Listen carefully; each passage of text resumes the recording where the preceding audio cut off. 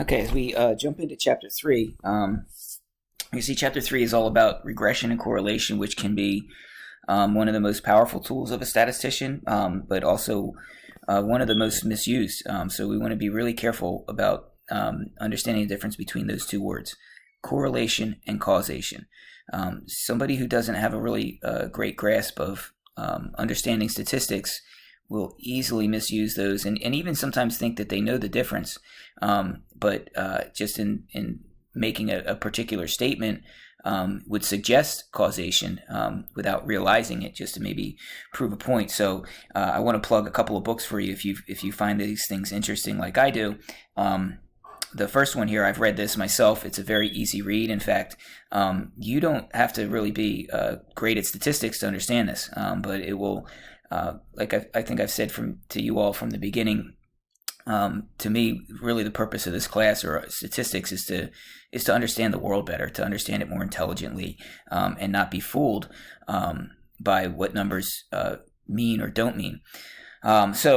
This, like I said, is a really good one. A lot of interesting applications of things that we've studied. But even if somebody has never even had statistics, you don't have to be a mathematician to understand a lot of the concepts that they lay out in this one.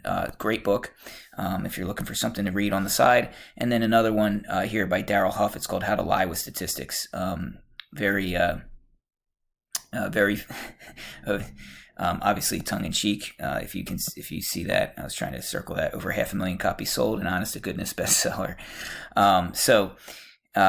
Check those out if you're finding what we're studying here with statistics and regression and correlation is a big way that people will try to lie with statistics, where we'll see an association or relationship between variables, but there's no reason for one variable to cause another, but people in the know can possibly prey on people's emotions or just lack of understanding. So let me jump to our textbook. This is where your online quizzes are, and I want to show you some cool stuff here. If you go over to resources, I'll do this a lot of really helpful tools in here to help you understand statistics better.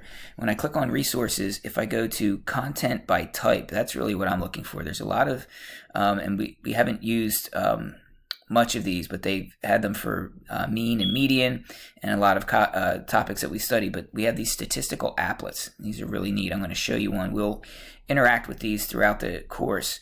I believe in class I showed the normal distribution one to introduce the normal distribution for the folks that are coming to class on campus. We looked at that in the introduction to the normal distribution lesson, which is 2.2.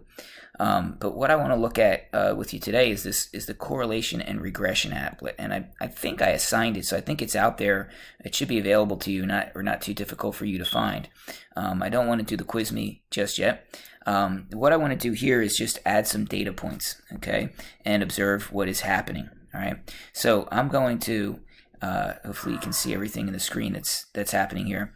I'm going to put some data points out here, and you're going to notice that it's calculating this thing called the correlation coefficient. So in statistics, we use the variable R to represent this correlation coefficient. If you ever did a linear regression scatter plot in maybe pre-calculus or even algebra, you may have seen it. So you got a little sample of my beagle there. So anytime there's a walker by, she might interrupt, but I'll just pause to send her on her way. So the correlation coefficient R, I want you to think I just plotted 2 points, and maybe think of what you know about geometry, about what happens when you plot 2 points. But we want to think about, suppose we're plotting a variable like heights and weights, right? And generally, what we would probably see that is somebody that happens to be taller, a taller person, also generally might be heavier, okay? So we might get a scatter plot that looks something like that, okay? So what happens then, so we have a correlation of 0.89, right? And you saw when I plotted just 2 points, you saw that we started with a correlation of 1. So I want you to notice what happens if all of a sudden we have this clear pattern in the plot, and we notice, as we move from left to right, these are generally getting taller.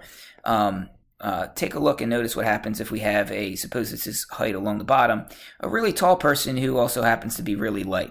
And we drop that into the scatter plot. You see that correlation over there? The correlation coefficient went from 0.89, almost 0.9, to 0.55. Okay, kind of interesting. I believe I can clear a point if I tap on it. Good, that's what I want to do. Let's take that point away, right? So if I put this point in, we're at 0.5. If I take this point out, we're at 0.89.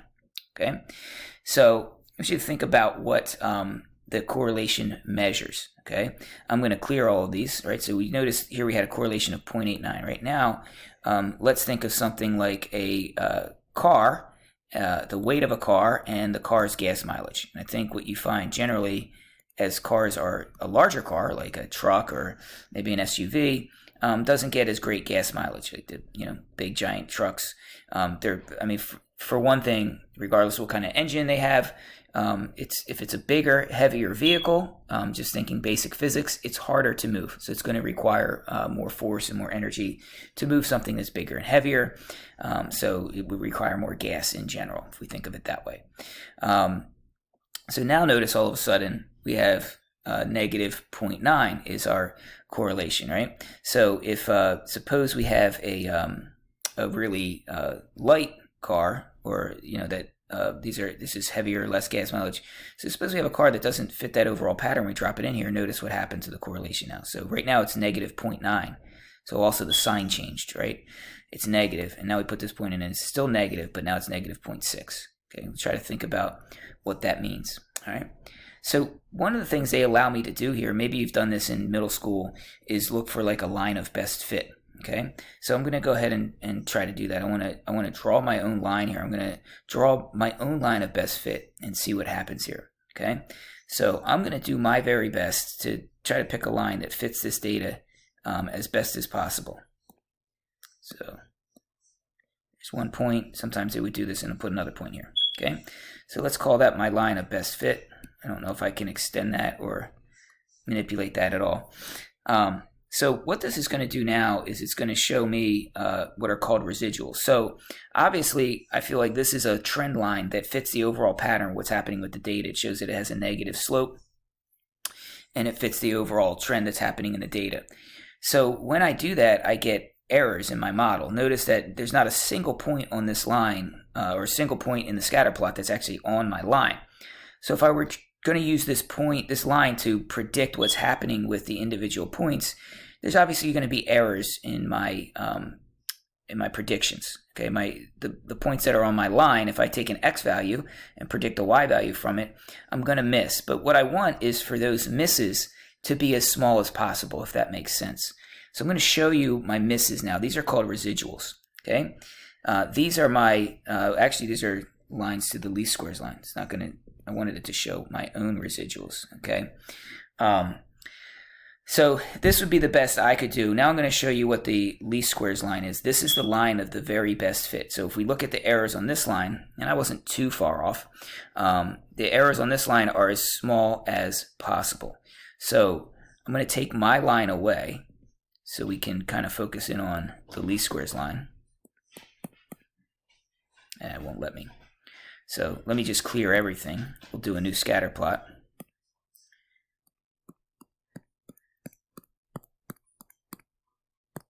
Okay, and we can see the correlation coefficient, we call it as 0.9.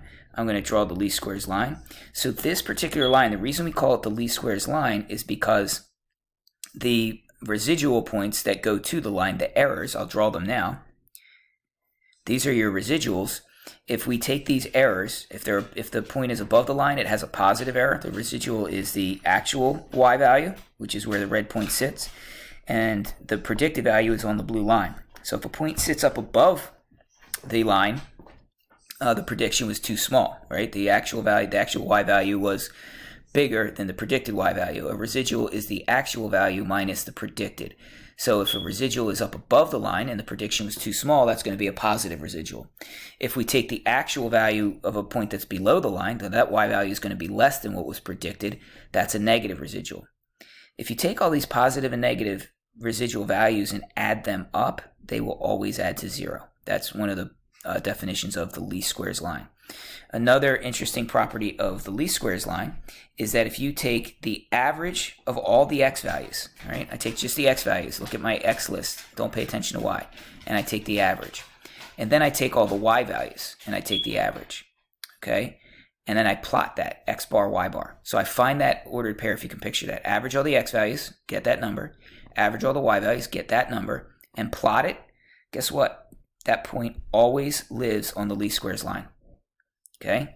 This y value over here on the y-axis is the average of all the y values, and then this x value here on the x-axis is the average of all the x's. It's always on the least squares line. I draw any least squares line. I'll do it again. Plot some points here. I'm going to show my least squares line. Okay, and then I will show the mean, and that point x bar, y bar always lives on the least squares line.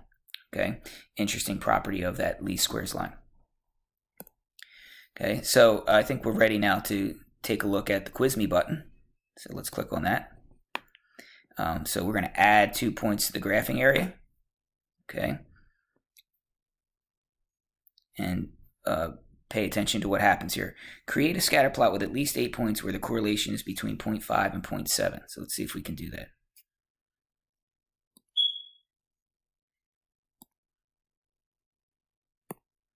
Positive 0.5 and 0.7, right? So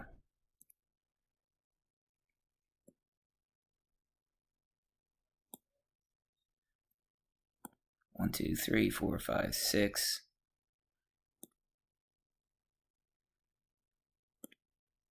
Okay, I need 0.7, so let's get rid of that point.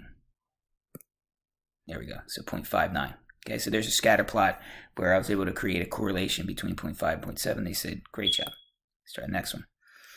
Okay, now add another data point in the upper left-hand corner of the scatter plot. This causes the correlation coefficient to, what do we think is going to happen? Boom. Wow, changed a lot. We went to the upper left-hand corner. Become smaller for sure. It became negative, right? Then click and drag this point down to the lower left corner of the scatter plot. What happens to the correlation coefficient? Let's take a look at it. I'm going to click it. Not let me click and drag it. Well, I'll just take it off and then drop it down here to the lower left. What happened now? Correlation coefficient definitely became larger. Submit. Great job. Next question. Briefly explain why this occurs. So let's think about what's happening here. This is supposed to be the least squares line. So let's lose this point. Let's show the least squares line. We're trying to keep these residuals as small as possible, right? So what happens when I drop this point in up here? In order to keep the residuals as small as possible, if the line stayed in with the slope that it had previously, if the line stays like this and I drop a point in up here, then that square is going to be much larger because it's going to have to go this much further. So this new point pulls the line towards it so that it can reduce the total square values there. Okay, this point down here, if I put it in, so that makes my correlation weaker. In fact, it changes it from positive to negative altogether. Really changes what's happening. This point down here fits the overall pattern. So it makes the correlation even stronger. And in this case, our initial correlation was positive because they asked us for that to be between 0.5 and 0.7. That's the basic idea. Okay, so let me give you a couple of questions to answer in the Ed puzzle to see how we did with this, and then we'll take a look at our 3.1 examples.